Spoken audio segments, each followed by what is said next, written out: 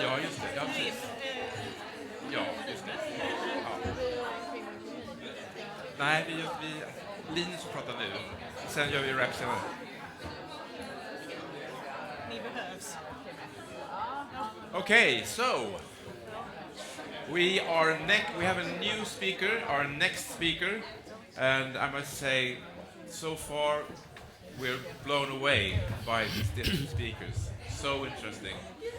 And so Linus Petersson, you have seen him, and he is one of the co-founders of Swedish longevity cluster. Linus has written a book that is down by the stairs if you haven't seen it before. And Linus has a title that I think is great, and it's Life Science Engineer. And that fits very well. And also the fact that Linus, when you 15 years ago? Or 17. 17 years ago, Linus decided that why do we really have to die? That was the starting of it. And now we're here. Linus. All right. Thank you. All right. It's great to be here. I'm really excited. I'm so happy that so many of you have chosen to come here.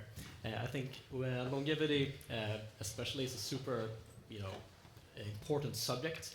And women and longevity is also a very neglected area. So I think what we're doing here is actually matters. It's important. All right. So I'm going to speak under the title "The Longevity Revolution and Opportunities This Confers to Women Specifically." All right. But first of all, I want to tell you a bit about myself, so you know who I am and what qualifications I have to speak on this subject. So for me, this all began with an existential crisis as a teenager, where I started to ask myself the big picture questions, what's the meaning of life? What's the purpose of the universe? What are we doing here? So I started reading, and I read a lot. First, religious text and philosophy, but I was very unsatisfied with the answers that they provided. And eventually, while reading, I came across science and the scientific method. And I was hooked. This is so great stuff. I started reading physics and chemistry, and I thought it was just, wonderful stuff. We can actually know something about the universe. And then one day, while reading, I came across a fact that was just, it hit me in the gut. And that was that we don't know any laws of physics or chemistry that stops us from extending the healthy lifespan of a mammal. And this means that it's possible to stop aging. And I'm like, why aren't we trying to do this? So I started reading biology, and I realized that, okay, biology is super complex. We will never do this within my lifetime. Damn it. Myself and everyone I love will suffer and die. This sucks. I did not like this at all. But I decided, no, this is so important. I have to dedicate my life to stopping aging. I have to work on this problem, even though it's, the chances of success are low. So said and done, I studied civil engineering at Linköping University. I did some work on stem cells at Karolinska Institute. I worked as a medical engineer at Karolinska Hospital, and worked as a consultant for the past 7 years in the pharmaceutical industry to develop new drugs. And parallel to all this professional life, I did 24 longevity projects. So I started non-profit organizations, and for the past 4 years I've been writing a book in the corner down there, which we launched just a few months ago. And I'm super happy about this book. Super well received. I'm very thankful for all the all the scientists and all the journalists who sort of contact me. So it's a popular science book about aging, but it's not just science. It's also why is aging a problem in the first place? And I just quote the numbers. 110,000 people die every day due to aging. Now that we know we can stop aging, should we continue to accept this state of affairs? And I argue in the third part, no, we should not accept this. We should actually do something about it. And I also sort of confront the common misconceptions about if we stop aging, then all these bad things would happen. But actually, in reality, it won't. And people don't really know this. This is really, there aren't many great books on this topic. And I have some other interesting stuff as well. So if you're interested, I have a bunch of them outside, so feel free to check that out. Some of the slides I will show from now on have Nathan Shen, a very dear friend of mine, created. So just credit where credit is due. All right, now, question. who here would like to die against their own will? No takers? No takers, okay. Okay, then the question becomes, okay, what is killing us? Well, these are like the top 10 cases in the US. They're the same in Europe and basically all over the world. Even in developing countries, this is basically the case. It's heart disease, cancer, you know, unintentional injuries, stroke, and so forth. These are all age-related. People wouldn't die if it wasn't for aging, because of these reasons. Okay, it's sort of worse than that. Aging is actually the root cause of most diseases, of most non-infectious diseases. In Swedish, folksjukdomar. Okay, so you know, cardiovascular disease, dementia, basically all forms of cancers. We wouldn't get these diseases if it wasn't for aging. Okay, so you know, grandma, she didn't die of cancer, she really died of aging. And you know, if we don't like disease, we should really not like aging. So aging is super bad. And just, you know, think about all the suffering that aging causes. All right, so given this state of affairs, what should the goal be? What should we aspire to achieve? And what I argue in the book is this. The ultimate goal should be to extend lifespan indefinitely, no limit. Now, I'm perfectly aware that this is not a mainstream opinion, and historically this has been seen as, you know, naive, like borderline evil for some reason. I don't know why being healthy a long time would be a bad thing, but that's sort of the, if you read like literature and movies and stuff, this is like, it's always the bad guy, you know, Voldemort and so forth, trying to live forever. I'm like, could we like not kill people while trying to achieve that? Okay, so on a serious note, I do think this is a worthwhile goal, and this is really the right thing to do. And I argue at length in my book why this really should be the goal. And you know, in one way it's really quite simple. Life is good, death is bad. It is kind of simple, in my humble opinion. All right, I briefly mentioned this, but at this point I really need to acknowledge a lot of common misconceptions that always arise when you sort of think about stopping aging or curing aging. And you know, the top 3 is like overpopulation, only the rich will get it, and it's unnatural. I have a picture on my book here because I have a whole section in the book that deals in length with this. So if you like really want to know why overpopulation will not happen, you know, see chapter 2 or 3, I think it is. All right, but just super briefly, will the world be overpopulated if we sort of cure aging? No. Why is this the case? Well, all non-age-related causes of death would still remain. You know, infectious disease would still be around. You know, bacteria and viruses would not magically disappear because we stop aging. And you know, accidents, war, conflict, crime, everything will still be the same. Okay, so this is not like some magical solution that fixes all our problems, but it would still be a super worthwhile thing to do. Now, it will not only be for the rich people, because the economic value of a drug that only extends a healthy lifespan like 1 year is immense. There's a paper I quote in the book, like the economic value of targeting aging. It's like $38 trillion per 1 year in the US. It's like fantasy numbers. It's like super, super huge.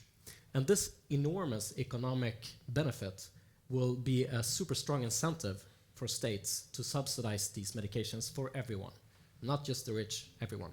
And I'm very happy to reach this conclusion because I care personally about the equality here. And of course, like, okay, people say it's unnatural. Well, cancer medication for children is also unnatural. Should we stop using that? Well, obviously no. So just because something is unnatural does not mean that it's necessarily is like bad or, you know, evil or wrong. So that one is just illogical. All right. Now, this would all be academic if it wasn't for the case that it's actually possible to stop aging, okay? And we know this. So how do we know it's possible? Well, as I mentioned in the beginning, there are no laws of physics that we need to break here in order to achieve this goal. That's always a good box to check if you're trying to do anything. Secondly, nature has, in a way, already solved this problem. We know of, you know, maybe 24 species that don't age at all. You know, in other words, the risk of dying does not increase the older they get. For humans, it's exponential. You know, there's this super bad exponential curve that increases, the risk of dying increases exponentially. But we have proof of concept already. Okay, so I think this is a very sort of fundamental observation. And thirdly, we have characterized the fundamental biology of aging. And this was done in a super famous paper now, The Hallmarks of Aging, that Sara Hägg just showed you guys earlier. So yeah, we have the pieces in place now. Although I must sort of emphasize that this does not mean that it's easy. In fact, it's super hard to like completely stop aging. Taking like a 90-year-old and making them a 20-year-old, like looking like a 20-year-old, and having the same low risk of getting disease as a 20-year-old. It's like probably harder than landing on the moon. But we don't have to solve it all in once. We can do it step by step, right? Okay, so yeah, this is the hallmarks of aging. We have characterized, we know what it is on a fundamental level. If you like reading academic papers, I can recommend this one. It's a very elegant and like great paper. Okay, another very important piece of the puzzle is that there exists now a longevity industry. In other words, there are about 220 companies around the world that are developing drugs targeting aging itself in order to extend healthy lifespan, sometimes called health span, and also maximum lifespan. Okay, this was not the case, 10 years ago, and this is sort of the history of this development. So in the late 80s, early 90s, we did a lot of sort of basic empirical discoveries. We discovered the genes and the intracellular pathways that regulate and govern how aging works at the cellular level. Then there was the first wave of startups. They all failed, unfortunately. But in 2013, we have the hallmarks of aging, and sort of the whole field sort of got more reputation. Because previously, aging has been seen like not really a cool area to study. So there wasn't a lot of funding or a lot of researchers doing anything, really. In 2016, we had some super interesting new approaches. I think the most important one is partial reprogramming, which is a super cool thing. And today there's this explosion of interest in both investment and in entrepreneurs. I was just in Berlin this weekend and gave a talk, and there's like so many entrepreneurs that have this specific goal. Like, yeah, we want to stop aging completely, and these guys didn't exist, 10 years ago. So it's a great thing. Now that I'm telling you that, yeah, all these great things are happening, so how many drugs or interventions do we have today that you can use here and now? And I'm sorry to say, we have none. We don't have anything that works. Linus, that's not true. You have hormones. Well. Right. So what I mean here is that something, a drug that you can give to an otherwise healthy person, and you can extend their maximum lifespan, so not the health span, but the maximum lifespan significantly. And I'm talking, I'm very ambitious here. I want to extend lifespan, 10, 20, many years. I don't, so this is what I mean. There are a bunch of things you can do, and I think the previous talk we heard was wonderful. It's actually exactly what I say in my book. Like, what can you do today to be healthy? Well, you can exercise, you can sleep, you can have a good diet, don't smoke and all that stuff. And that's good, and the literature is super solid, especially for the exercise. Prevents basically all disease. And that will, on average, extend your healthy lifespan, your health span, about 10 years for women, 7.6 years for men. So, yeah, that's the sort of, from a big paper, a meta-analysis I reference in the book. So you can do stuff to extend your healthy lifespan today, but not your maximum lifespan. And that's what I refer to with this figure. All right, but okay. So what's the state of the industry? So we have this explosion of interest in funding. That's awesome, but it's still too small. If the goal is to stop aging and make sure that we ourselves and our loved ones don't die, we don't have enough. It's not enough. Okay, so we need massively more resources to achieve this goal. And there is no government agency who has the task of solving aging. Okay, Läkemedel and FDA in the United States, they only develop drugs for specific indications, specific diseases. No one is trying except this hardcore sort of underground band of longevity enthusiasts that I myself are a part of. But there are real things going on. So for example, Altos Labs, $3 billion in startup capital. They do partial reprogramming that I mentioned just now. Sam Altman from, what's the name? OpenAI, right? ChatGPT. He has invested $180 million in another partial reprogramming company. And there are like lots of great stuff happening. Okay, and this was not the case 10, 15 years ago. There was like basically nothing done. There's a lot going on right now. In terms of numbers, about 220 longevity biotech startups, about 40 clinical trials, $50 billion in total evaluation. These seems like big numbers, but again, they're not enough. In terms of research funding, only about 0.5% of the NIH sort of the total budget is dedicated to aging biology research. This is not nearly enough. We will need to double this many times over in order to have a reasonable chance of solving aging within a few decades. So we need a lot more money. I'm trying to do my part. I just visited the Swedish parliament and met with the great parliamentarian Marcus Selin, and we will try to sort of have a session on this in parliament to basically increase funding for Sara and all the wonderful researchers. So if you know any politicians, like have them contact me, and we will try to make this happen. All right. Now, I just told you that we need massively more resources, and we're not on track on solving this. But the good news is this. Today, there is a global longevity community. This was not the case when I started out. When I started sort of, as a teenager, trying to read all these academic papers and trying to like call researchers and sending emails across the world. But today, there are. And this is the great hope. So we have basically like three groups of people. We have the hardcore academics. Sara again is the great, and Carolina, of course, you're a PhD. Great examples of this. And this is ARDD, the largest aging conference in the world in Copenhagen. I am somewhere in that picture. We also have the longevity influencers. These did not exist 10 years ago. Most of you have probably heard of Brian Johnson. He's doing all this like crazy stuff. I actually talked to the guy who put together his the reason why he does the things he does, that sort of evaluate the studies that he uses 2 days ago in Berlin. Really sharp guy. I hadn't met him before. Okay, but these people exist, and they do a lot of great things. Like millions of people that didn't know about longevity, and they didn't know that it's possible to stop aging. They hear about this for the first time when they sort of meet these people on social media. That's awesome. The third group is the sort of underground, hardcore longevity people, basically. So these are, 10 years ago, 15 years ago, this was basically science fiction interested geeks who was like reading science fiction at home that couldn't really affect the world. Myself and some in the audience are included in this group.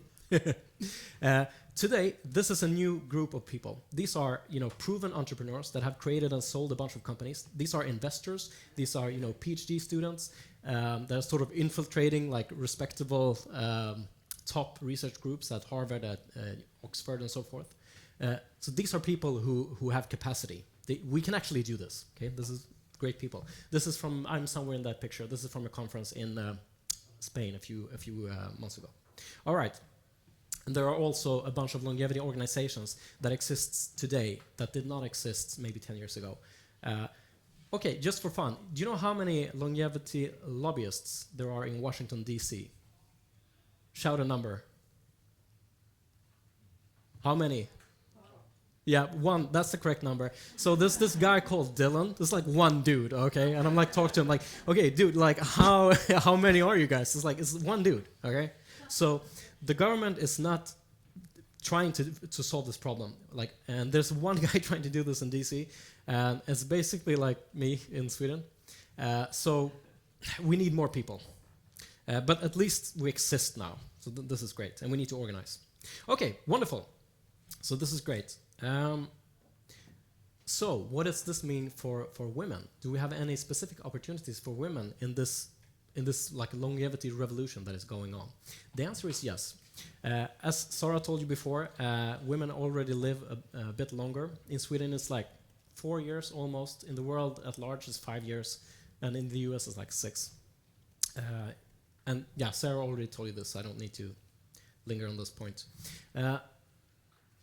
This is an area that I think could be revolutionized quite soon. This is not like tens of years away. This is like single-digit years away. So fertility, the ability to conceive a child. Now, this is a great injustice, if you ask me personally. You know, for women, it's like after about 30, the ability to have a child sort of decreases exponentially. And this is, of course, due to the fact that girls are born with about 2 million egg cells, and these decrease over time and exponentially after about 30 years of age. In men, this is, of course, completely different. You know, sperm cells are continuously produced during the lifetime, and that's why these like men is like basically a flat line, and women are like that. So, is there anything we can do to like maybe shift this curve forward a bit? Maybe. So within longevity science, there are basically like two very important drugs, and rapamycin is the big one. The other one is metformin. But rapamycin has by far the most evidence today. Not enough that I recommend anyone take it today in order to extend their healthy lifespan. We don't have that much evidence. But there was a super interesting study in 2017 where you could extend the fertile period in mice when you give them rapamycin. And this has now been tried in humans. So there was a study of 50 women aged 35 to 45 who used a low dose of rapamycin, and they actually did see an effect. They were able to be pregnant longer than women who do not use this drug. And if the effect is as big as in mice, this would translate to 5 years in humans. This is not proven yet, okay? But we will know very soon, because they are right now recruiting up to 1,000 women to do the large-scale study. And then they will have statistical significance, and we will know in about, I think it's like 9 months or something, or maybe 12 months, we will have the result from the bigger study. And you know, rapamycin is already an approved drug with a well-characterized side effect profile. So, I mean, this could be we could start using this drug overnight as soon as we get the result. So this is very interesting, and I think this could really revolutionize the fertility situation, basically. All right. Another slightly more sci-fi opportunity is to create new embryos from stem cells. When I first sort of read about this, I'm like, okay, is this for real? But then when I actually read the papers and checked out this company, yeah, it is. So what you can do, and this is sort of my area of expertise, this is about stem cells. So what you can do is you can actually create something called an, help me out here, IPS cells, induced pluripotent stem cells. Thank you. Thank you myself. Yeah.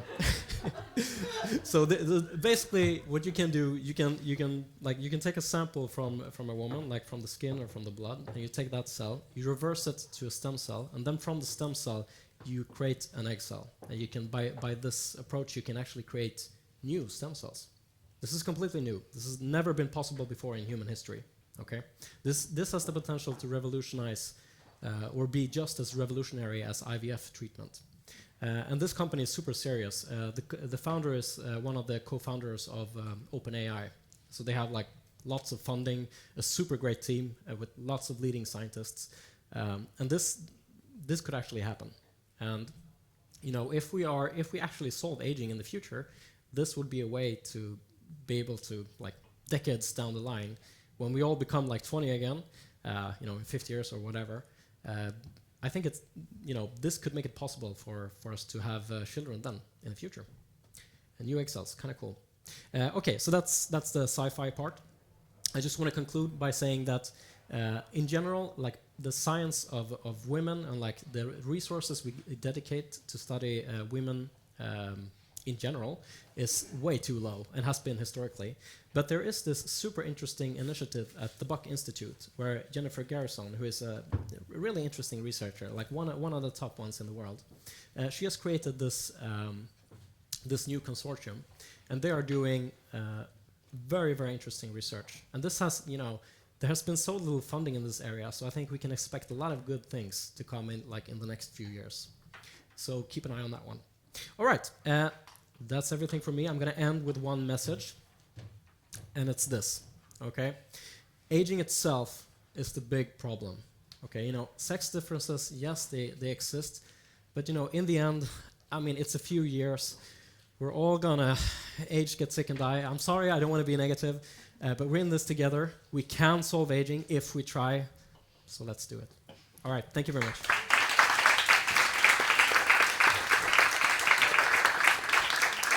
This is sort of mind expanding, right? You have to rethink a lot of stuff. How long are we going to work? Do we have 3 careers? Should we have... Yeah, there's thousands of things. How are the insurance companies supposed to adapt? Yes, question. Hello, Linus, right? Yes. I'm Janina. I will be very straightforward as a female here, and you're a male presenter. So I'm sorry for being a little bit harsh, but I have this question. When it comes to topics about longevity, when it's women talking, it's always about healthy aging. It's always about admiring your age and accepting it. When it's male talking, it's always about indefinite time. It's always about being this ultimate human. And it's a philosophical question. Is it about the ego and the sex differences? Is it about this new topic of God complex? Why every man wants to live for eternity, while women accept biology? And the second part of my question to you is, all this presentation, it was very beautiful, and it's all about this technology, embryos, and female fertility. I don't think it's the main problem for longevity, first of all. But are you talking about human longevity or industry longevity? Because everything you mentioned, it's about the millions being brought in. It's about how many entrepreneurs are in there, and how we need more communities, how we need more medication to live a long life. So I see it's very industry driven and not really human longevity driven. So please, what's your take on this male and female differences on seeing longevity? Yeah, I'm sorry for being very straight. No. It's a cultural thing. I'm from Lithuania, not from Sweden. Okay, cool. No problem at all. So first, as like the, I don't know, the men and women, and maybe there are like psychological differences, as like men want to live forever and women don't. I mean, there is this sort of, there are definitely like more men in this space, but I think it's, I mean, you can speculate about this. I think it's hard like to know, but I mean, there are for sure a lot of women as well, and I think this should really, I mean, it doesn't matter if we're a man and we're all gonna die if we're not gonna fix this, and this. But women aren't afraid to die. Well, you can speak for yourself. I mean, at least there are thousands of women that sort of have this viewpoint. But to the second part of your question, like, this is like industry, but it's not human-centered. Well, as I sort of mentioned during the talk, the lifestyle interventions we can do today, like exercise, good food, sleep, don't smoke, stuff like that. Yes, it works. But we will never stop aging if we, like, best case, if we do all that, we will live an extra 10 years healthy. That's good. But you don't have to share my ambition, but my ambition is, yes, we should do indefinite lifespan extension. And if that is the goal, the only way to do that is to advance medical research. First, small molecule drugs, eventually more advanced therapies, like immune therapies, cell therapies. You can even possibly do replacement down the line. And I don't think it's a bad thing that it's industry, that there's a lot of money. There's nothing else that has the potential to solve this. So, I think we have to embrace this and go all in as soon as possible and save as many lives as possible. Yeah, sorry, I'm talking too long. No. Yeah. I love this because I mean this is why we're here. Obviously, that everybody's not supposed to accept what is said. And there may be a difference in accepting how long we live and being afraid or not afraid. So this is mind expanding. For me it is. And there's so many effects of just prolonging life that will change our society.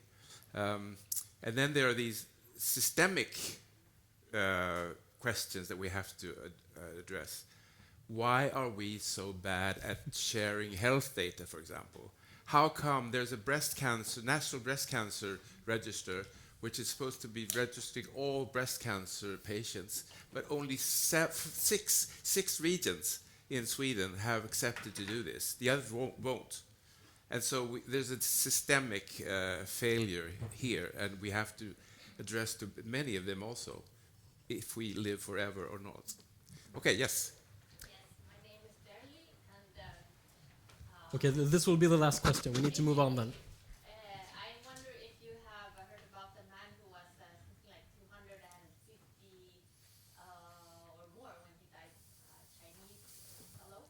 And you can look on YouTube and there's maybe one or more programs, at least one, about him. And he was practicing Taoism, like martial kind of arts, and it's about Taoism. So have you looked a bit into that? Ancient techniques can be used. I think he was using some kind of sexual energy, where he's using sexual energy in a wise way. Right. I'm not familiar with this this man. The longest, I don't know. This is sort of bordering on like Eastern stuff, and I'm a very like science type of guy. I'm not sure if this is actually proven. The longest living person that we actually have records for is Jeanne Calment, 122-year-old French woman. So 250, that's almost certainly not true. But I'm not familiar with this case. I'll be super happy to talk more during the break with everyone who has questions. But right now we need to move on. Yes. Who's going to introduce our next wonderful speaker? Wonderful.